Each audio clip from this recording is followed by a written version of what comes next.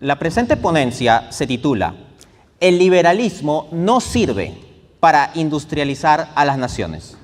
Vamos a poner en cuestión a la ideología de moda. Y vamos al grano directo. Tradicionalmente se ha hablado de los países desarrollados como países industrializados.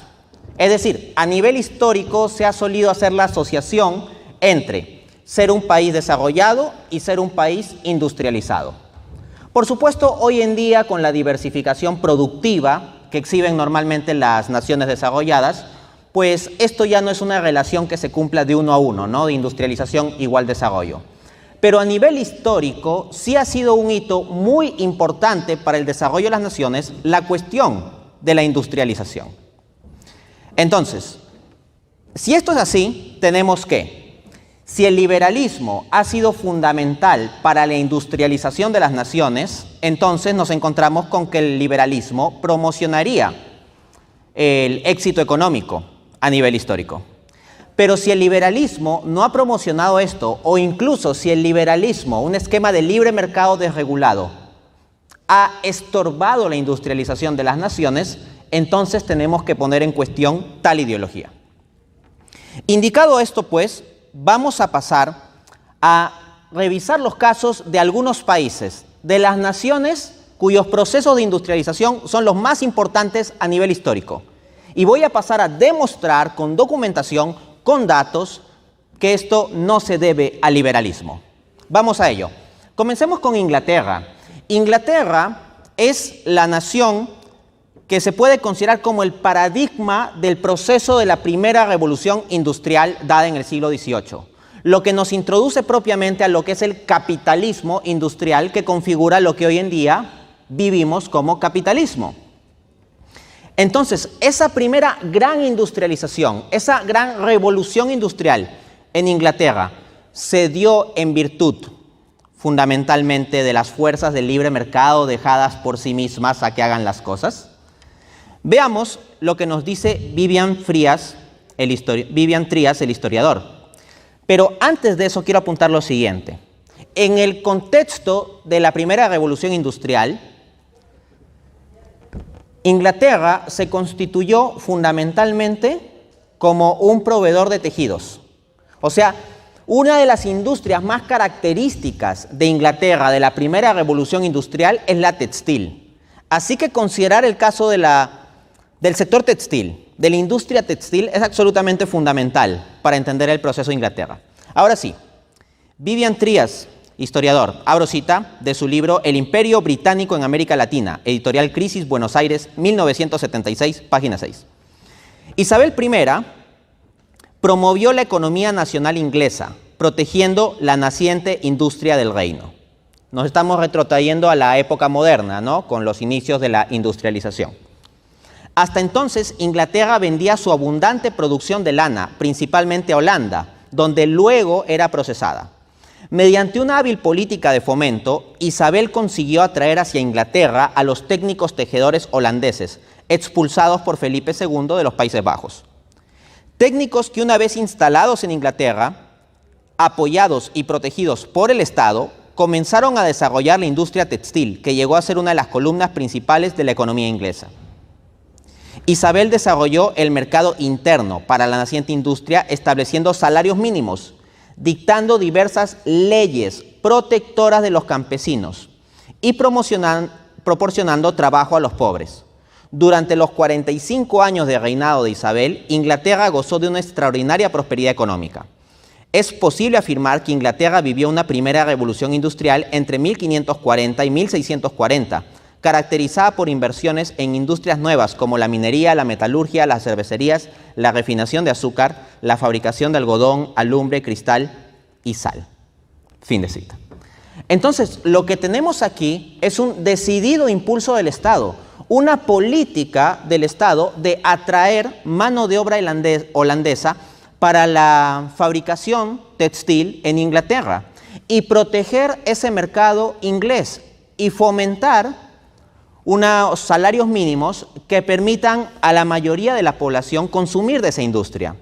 Entonces no tenemos unas libres fuerzas dejadas a sí mismas del mero libre mercado para el desarrollo de este sector clave para la primera revolución industrial, sino una intervención del Estado. Asimismo, el historiador británico, profesor del King's College, Cambridge, Eric Hobsbawm, apunta en su libro La era de la industrialización, 1789-1848, Editorial Crítica, Buenos Aires, 2006, página 30. Abro cita.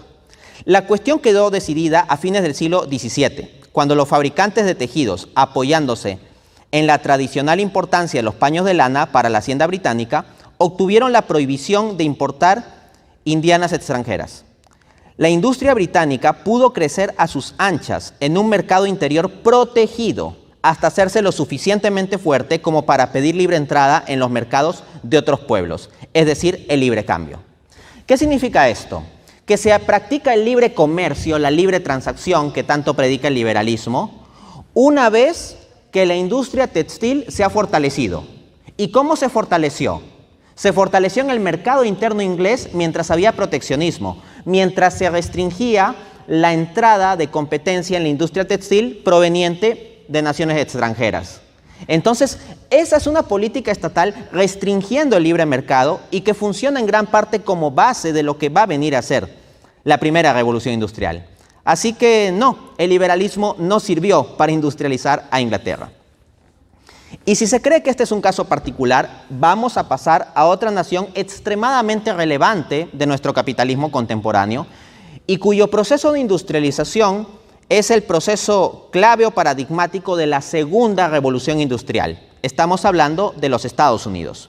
Segunda revolución industrial que se habría dado en el siglo XIX, que tiene unos antecedentes que vamos a analizar. Al respecto, dice el académico argentino, doctor en ciencia política por la Universidad del Salvador, Marcelo Gullio, en su libro La insubordinación fundante, 2015, página 122. Abro cita. El temor de que una vez finalizada la guerra se produjese una invasión de productos manufacturados británicos, que eran todavía de menor calidad y de más bajo precio que los producidos en Estados Unidos, hizo que en los estados del norte de la Unión, se refiere a Estados Unidos, surgiera un fuerte movimiento a favor de que se establecieran nuevos impuestos de tipo proteccionista. El centro de este segundo movimiento a favor del proteccionismo lo constituían los estados de Nueva York, Nueva Jersey, Pensilvania, Ohio y Kentucky. Los estados del sur deseaban, en cambio, conseguir artículos manufacturados baratos y, dado que su principal mercado era Inglaterra, se oponían a cualquier tipo de protección industrial. ¿Qué es lo que tú tienes en el contexto estadounidense del siglo XIX? Que en los estados del norte se quiere generar una estructura industrial, donde haya empresas, donde haya manufactura. En cambio, los estados del sur estaban más aferrados a su poder de terratenientes. Lo que querían era explotar la tierra y vender productos agrícolas. Entonces, bajo la lógica de los estados del sur, le convenía el libre comercio con Inglaterra, porque si se dedicaban a fabricar, o mejor dicho, a producir bienes agrícolas, los bienes industriales o manufacturados tenían que importarlos de Inglaterra. En cambio, a los estados del norte no les convenía un libre comercio con Inglaterra, porque si importaban bienes manufacturados, industriales, como los propios estados del norte querían construir una estructura industrial estadounidense, la industria inglesa, más desarrollada y competitiva, iba a destrozarlos en la libre competencia y el libre mercado y no iban a poder crecer y fortalecerse como industria los estados del norte. Entonces, los estados del norte abogaban por proteccionismo y los estados del sur por librecambismo. ¿Qué es lo que terminó triunfando históricamente? Los estados del norte. Asimismo, nos dice el economista y politólogo británico, que fue investigador del University College de Oxford, George Coe, en su libro Introducción a la Historia Económica, Fondo de Cultura Económica, Buenos Aires, 1985, página 96, cito: los impuestos de emergencia que se habían aplicado durante la Guerra Civil no desaparecieron. Se refiere a la Guerra Civil de los Estados Unidos, ¿no? De los estados del norte contra los del sur. Y en 1864, el nivel promedio de los aranceles era 3 veces más alto de lo que había sido bajo la ley de 1857. Desde entonces, un sistema altamente proteccionista que afectaba cada vez mayor variedad de productos se convirtió en base firme de la política fiscal. Quien sepa de historia económica sabe que la segunda revolución industrial en los Estados Unidos se dio más o menos en torno a 1870 o 1890. Y lo que se te está diciendo aquí es que en 1864, en lo precedente, lo que se estaba teniendo como establecido era un sistema altamente proteccionista. Entonces, la primera revolución industrial de Inglaterra despegó en un contexto proteccionista, no de libre mercado. Y la segunda revolución industrial de los Estados Unidos despegó en un contexto proteccionista también, no de libre mercado. Así que el liberalismo no sirve para industrializar a las naciones. Apunta también Marcelo Guglio en el citado libro, página 130. El resultado final de la guerra civil fue que el proteccionismo predominó en Estados Unidos como conjunto. La victoria del norte aseguró que la política económica de Estados Unidos en lo sucesivo ya nunca más sería dictada por los aristócratas plantadores del sur, que se habían aferrado a la división internacional del trabajo y a la teoría de libre comercio, la que nos enseñan en las facultades, ¿no? Sino por los industriales y políticos del norte, que comprendían que el desarrollo industrial sería, en lo futuro, la verdadera base del poder nacional de Estados Unidos y el instrumento de su grandeza. A partir del fin de la guerra civil y el definitivo triunfo de los partidarios del proteccionismo económico, Estados Unidos vivió un acelerado proceso de industrialización. Esa es la información histórica.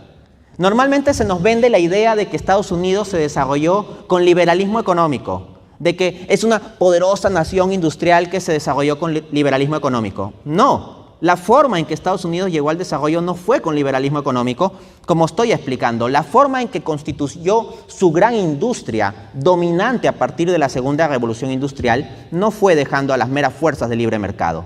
Se aplicaron políticas estatales. Pero Inglaterra y Estados Unidos no son los únicos casos, aunque vale decir que son los casos más relevantes. Está también Alemania, otra potencia industrial hasta hoy en día. Este asunto lo he abordado en mi libro Economía para herejes, específicamente en el capítulo 8. Quien quiera ampliar sobre estas cuestiones puede revisar ese capítulo. Cito al respecto desde esa fuente. Hacia finales del siglo XVIII e inicio del XIX, el gran obstáculo que tenía Alemania para industrializarse era que no contaba con un mercado lo suficientemente amplio, por causa de su excesiva fragmentación, pues se hallaba dividida en los 350 estados del llamado Sacro Imperio Romano Germánico. Explico. O sea, Alemania, hoy en día hablamos de Alemania como algo unificado, pero lo que tú tenías en ese momento era una miríada, una multiplicidad de estados pequeños, 350 estados. Ninguno de ellos era lo suficientemente grande como para proveer la demanda efectiva suficiente que sustente una gran industria alemana que crezca. Y el libre mercado no iba a solucionar eso, no iba el libre mercado a hacer que automáticamente se vuelvan uno esos estados fragmentados. Sigo citando. Dicha fragmentación no podía ser resuelta por el mercado, ya que era este mismo el que estaba implicado en la cuestión. Se requería de una solución político-administrativa. Así, el 1 de enero de 1834 se creó el Zollverein, o Unión Aduanera, de los estados alemanes, en que se eliminaban todos los aranceles para los estados miembros, librecambismo. Entonces tú dirás, entonces se practicaba el libre comercio. Sí, se practicaba el libre comercio entre esos estados alemanes. Pero déjenme seguir citando. Pero se les imponían a los estados no miembros. Proteccionismo. Entonces, librecambismo entre esos estados alemanes, pero proteccionismo respecto de cualquiera que quede fuera de eso. No obstante, quedaba el problema de los aún restrictivos costes del transporte, lo cual fue resuelto con el impulso a la construcción de ferrocarriles. De este modo, como dijo el economista alemán Friedrich List, el Zollverein y los ferrocarriles actuaron como hermanos siameses. Y se logró un mercado nacional allí donde no lo había. Sin embargo, al enfrentarse a un proceso de industrialización tardía, propio de la segunda revolución industrial, Alemania requería mucho dinero para poder financiar una industria de gran escala e intensiva en capital. Es ahí donde los grandes bancos y el gobierno tomaron la iniciativa, tendiendo fuertes vínculos con las empresas industriales para impulsarlas. Estos vínculos implicaban además una relación recíproca. La mayoría de las empresas industriales estaban representadas en los consejos directivos de los bancos y los bancos estaban representados en los consejos directivos de las empresas. Entonces tienes una intervención del Estado generando una interacción entre bancos y empresas manufactureras, industriales, la gran industria y la gran banca y el Estado detrás. Al respecto nos dice Alexander Grencheskon, PhD por la Universidad de Viena, en su libro El atraso económico en su perspectiva histórica, editorial Ariel, Barcelona, 1968, página 21. Un banco alemán acompañaba a una empresa industrial desde la cuna hasta la tumba, desde su establecimiento hasta su liquidación. Esa fue una política impulsada por el Estado, la unión y continuidad de unión de lo industrial y lo financiero. No es algo que naturalmente el libre mercado hizo que los bancos ayuden a las industrias. Vamos a otro caso muy importante históricamente, Japón. Japón es uno de los monstruos industriales del siglo XX. ¿Cómo fue su industrialización? Lo explico también en el capítulo 8 de Economía para herejes. La situación de Japón no pintaba nada bien. Japón no tiene muchas riquezas naturales y encima de eso, además que tiene pocas riquezas naturales, se dedicaba a exportar materias primas. Pensar que Japón fuera a ser un país desarrollado o un país industrializado en tales condiciones parece un imposible si dejamos a las puras fuerzas del libre mercado que se encarguen, al supuesto estruendoso éxito del capitalismo que se equipara al liberalismo como si la única forma de capitalismo fuera el liberal, cuando existen en realidad formas no liberales de capitalismo. Hasta ahora lo que te estoy mostrando es que el éxito de Inglaterra, Estados Unidos y Alemania es con capitalismo, sí, pero capitalismo no liberal. Vamos con Japón entonces. Digo en Economía para herejes, cita, el contexto de Japón era bien complicado porque poseía muchas de las características de las economías atrasadas de la periferia. Miren las características, suenan parecido a lo que tenemos en Perú hasta ahora. Exportaba principalmente materias primas, seda en bruto, hilo, té, pescado, e importaba manufacturas. Y si se hubiera abandonado a la mera dinámica del mercado, muy probablemente hubiera seguido la suerte de los otros países periféricos. Sin embargo, Japón contaba con un importante grupo de emprendedores patrióticos, con buena formación académica y sobre todo un gobierno obsesionado con la modernización económica, como era el posterior a la restauración Meiji de 1868. Así, además de la creación de la infraestructura material e institucional necesaria para que funcione la economía, el gobierno dedicó un esfuerzo considerable a la política industrial, construyendo y gestionando fábricas en una gama amplia de sectores, como el sector textil de algodón o la construcción naval. Si bien varios de esos intentos no llegaron al éxito, sirvieron luego como base para que, una vez privatizadas las empresas, el sector privado pueda construir sobre los cimientos puestos por el Estado, que difícilmente hubieran estado allí si se dejaba todo a la dinámica natural del mercado. Fin de cita.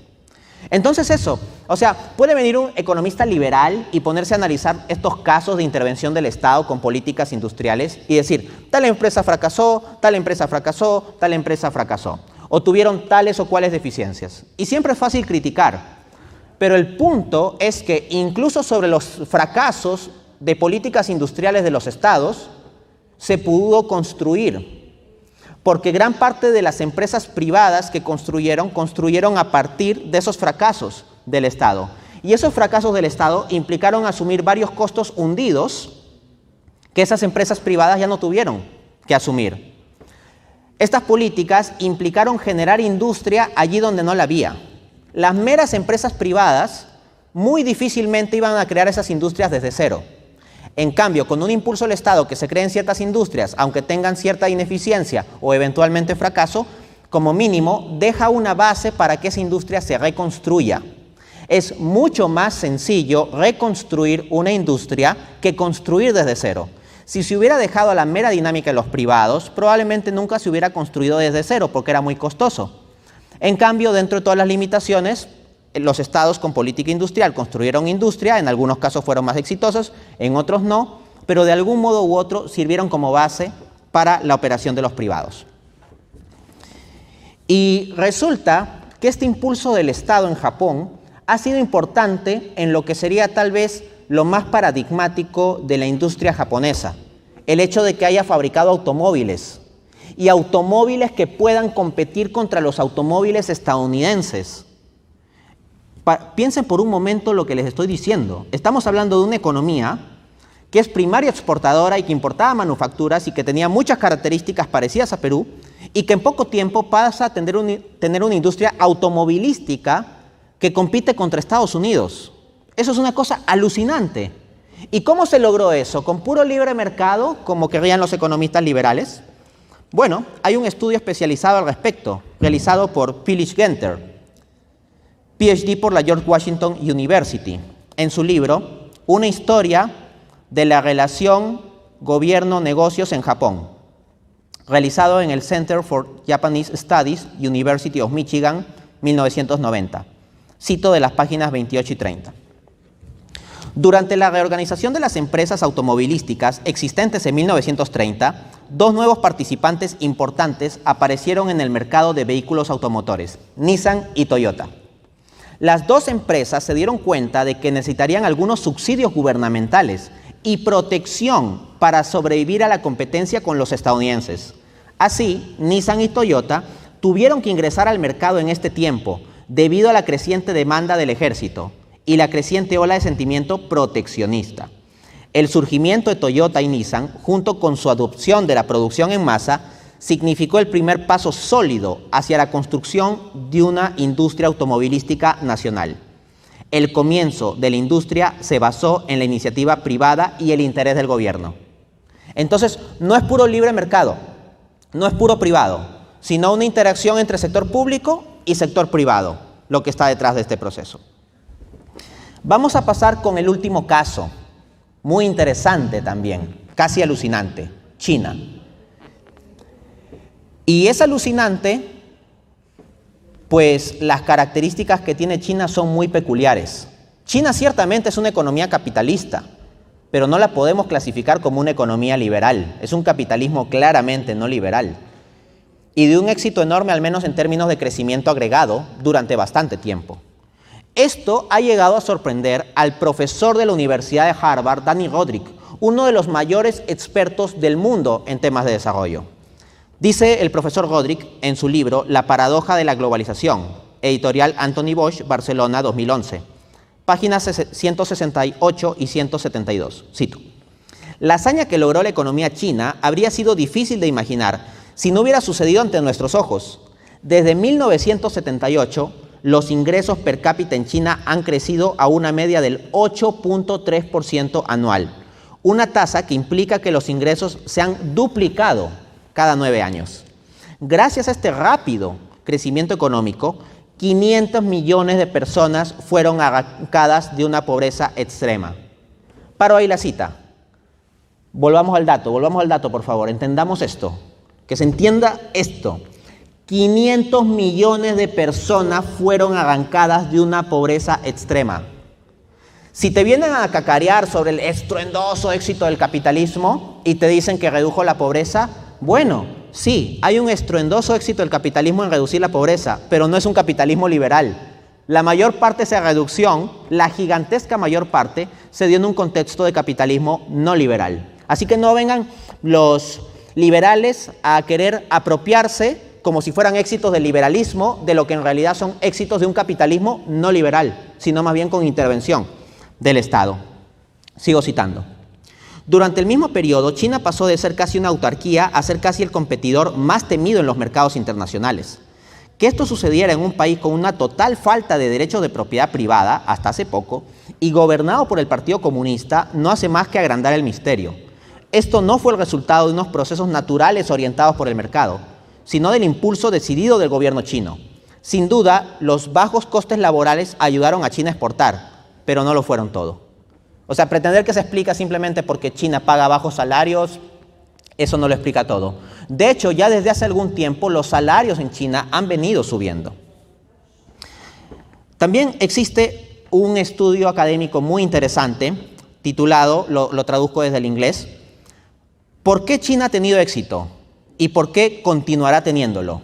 Publicado en el Cambridge Journal of Economics, volumen 37, número 4, 2013, página 791. Cito a los autores Jesús Felipe, Utsat Kumar, Norio Usui y Arnelin Abdom. Abro cita. El factor clave que subyace al rápido desarrollo de China durante los últimos 50 años es su capacidad para dominar y acumular capacidades nuevas y más complejas. lo que se refleja en el aumento de la diversificación y sofisticación de su canasta de exportaciones. Esta acumulación fue inducida por la política industrial, se refieren, y no es el resultado del mercado, y comenzó antes de 1979. Fin de cita. Entonces, con esto yo no te estoy diciendo que el Estado deba dirigir la economía. No. En el 100% de los casos ha sido con empresas privadas. Nunca ha sido el Estado solo. Yo no estoy proponiendo comunismo ni estatismo. Soy totalmente contrario a tales ideologías. Entonces, yo no estoy diciendo que el Estado tiene que reemplazar a los privados o encargarse. Lo que estoy diciendo simplemente es la constatación histórica de que en los procesos de industrialización de las naciones más importantes de nuestro mundo, o las naciones más industrialmente importantes en nuestro mundo, se dio con una combinación de sector privado y sector público. He tenido que enfatizar el papel del sector público porque hoy en día se está poniendo muy de moda, sobre todo entre los jóvenes, esta ideología simplona del liberalismo. Si la ideología de moda fuera el comunismo, yo daría exactamente esta misma conferencia, pero a la inversa. O sea, contaría los hechos históricos, pero yo tendería a enfatizar el papel del sector privado, ¿ok? Entonces, un poco se trata de combatir la ideología de moda. Es simplemente eso, ¿no? Pero no estoy diciendo que es todo Estado o todo mercado. Los procesos de exitoso desarrollo, como observa también el gran experto en desarrollo Amartya Sen, premio Nobel de 1998, implican en general una combinación de Estado y de mercado. Ahora bien, hay liberales que aducen estudios en contra de esta noción de que el proteccionismo y las políticas industriales serían fundamentales para generar industrialización en las naciones. Y hay dos estudios que son particularmente citados por los liberales para contradecir un poco lo que he venido hablando en esta conferencia, que sería la tesis de la industria infante. Les explico brevemente qué trata esta tesis. Ya se puede vislumbrar por lo que he hablado. Imagínate la competencia de mercado, con esto ya voy acercándome a la última sección de la conferencia, esto de comentar los estudios en contra. Imagínate la competencia de mercado como una pelea entre seres humanos, ¿ya? Una industria naciente es como un ser humano naciente, o sea, piensa en un bebito de 1 año, 2 años, ¿ok? Y fuera, por decirlo así, en la casa de costado, hay una industria consolidada de un joven de 19 años y un señor de 42. Y en el libre esquema los pones a que peleen, ¿no? La libre pelea, sin regulaciones, sin restricciones, entre el bebé de 1 o 2 años versus el joven de 19 y el señor de 42, y a ver qué va a pasar. Creo que no se necesita mucho ingenio para saber qué va a pasar bajo el supuesto de que sea realmente una pelea en que va cada uno a buscar ganar, ¿no? Creo que es bastante obvio. Entonces, la tesis de la industria infante, para seguir con la analogía, es que durante un tiempo se lo tiene al niño en su casa haciéndolo crecer y alimentándolo bien y fortaleciéndolo y que haga ejercicio y que entrene y qué sé yo para ser un luchador, siguiendo la analogía. Pero no se lo pone a pelear directamente con alguien de 19 años o de 42. Y cuando ya es suficientemente fuerte, por ejemplo a los 18, que está bien alimentado, bien entrenado, se lo envía a que pelee, ¿no? Pongamos un sistema de peleas, no sé, como el karate o el box. Hay que practique el box, ¿no? El joven de 18 años ya. Ese de 18 años puede ganar, puede ganar. Esa es la tesis de la industria infante. Si cuando creamos una industria en un país automáticamente permitimos libre comercio, van a entrar los productos extranjeros con industrias consolidadas y se van a comer el mercado y no van a dejar mercado suficiente para la industria naciente. En consecuencia, para construir industria en un país hay que generar cierta protección industrial de ciertos productos para que no entren productos extranjeros durante un tiempo, no es eterno, es durante un tiempo. Y al mismo tiempo no solo proteger, sino incentivar el desarrollo de determinadas industrias, con lo que se llaman políticas industriales. Y una vez ya se ha fortalecido la industria, se abren las puertas de libre comercio y ya se compite, pero luego de un periodo de proteccionismo en que la industria se fortaleció. Entonces, hay 2 estudios académicos que se suelen citar contra esta tesis. El primero es el de Douglas Irving, titulado, traduzco desde el inglés, Aranceles y crecimiento a fines del siglo XIX en América, publicado en el National Bureau of Economic Research en el año 2000. Hay que decir que este estudio no es probatorio, sino que al final de cuentas especula que los efectos podrían haber sido negativos, o sea que los efectos de haber puesto aranceles, proteccionismo, podrían haber sido negativos. No afirma que son negativos o que está probado, simplemente especula que podría haber sido así. Le cito textualmente la página 19. Los cálculos simples realizados aquí sugieren que el crecimiento económico de Estados Unidos durante este periodo no dependió del arancel.